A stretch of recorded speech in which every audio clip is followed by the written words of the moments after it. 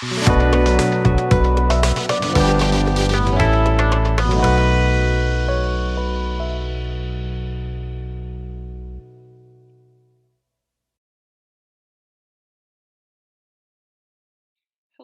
and welcome to Woo Book Wednesday. Today's book review is brought to you by a video that I recorded last year-ish, the end of 2019, beginning of 2020. It was recorded for another platform and was recorded live actually. So I'm going to share that with you here this week. So I hope you enjoy that. I figured it was easier to just reuse a video than to remake one for the same book. So enjoy, and we will see you next time. Hi, it is Friday evening, and I want to welcome you to the third episode of what I'm reading.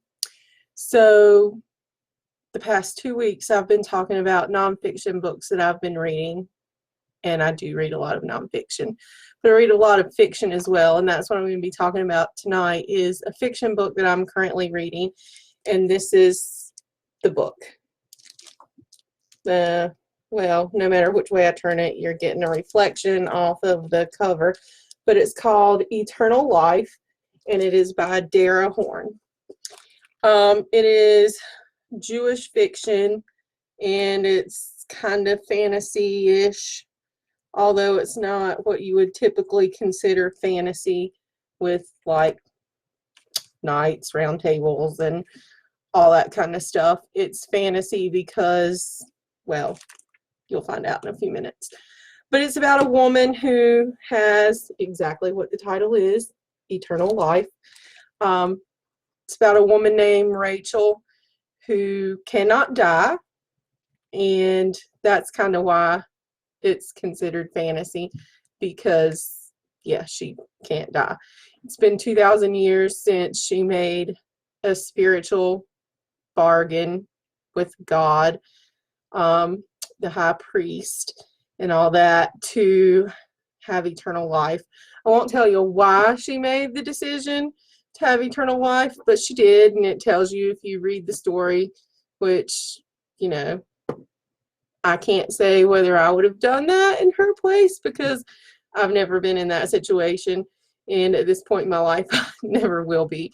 I will tell you it was to save her kid, but that's all I'm going to tell you. I'm not going to tell you why her child needed saving, or how having eternal life would save her child. It's also about how the decision that she made, the bargain she made to never be able to die, has impacted her life and what she thinks about it, and if she would do it over again if she was given the choice, that kind of thing.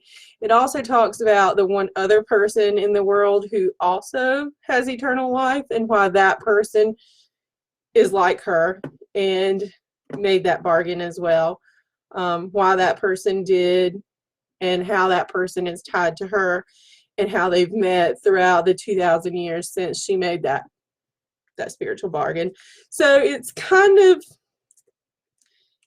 a novel that makes you think. It makes you think, would you make that kind of a bargain if you were presented with the same situation? Would you give up the ability to die and to live forever? And I mean, we think about it and we're like, oh, cool, that'd be neat, never have to die. Nobody really wants to die.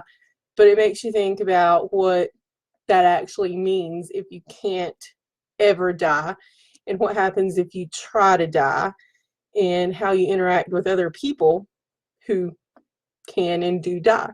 So it's pretty interesting in that situation to read it.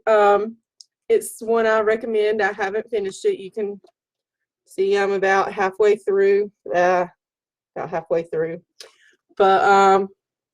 yeah, it's really good. I recommend it if you like fiction. It's one that makes you think. So there you go. That's my thoughts on Eternal Life by Dara, Horne. Fiction this week, not nonfiction. So if you want an escape It's good for that, but it's not the kind of escape that you just read and don't think about, because you will think about it. You will think about it and what you would do in that same situation. So if you read it, enjoy it. Let me know what you think. I look forward to hearing about what you're reading, and if you read the same thing I'm reading, let's discuss it. Thanks. Talk later.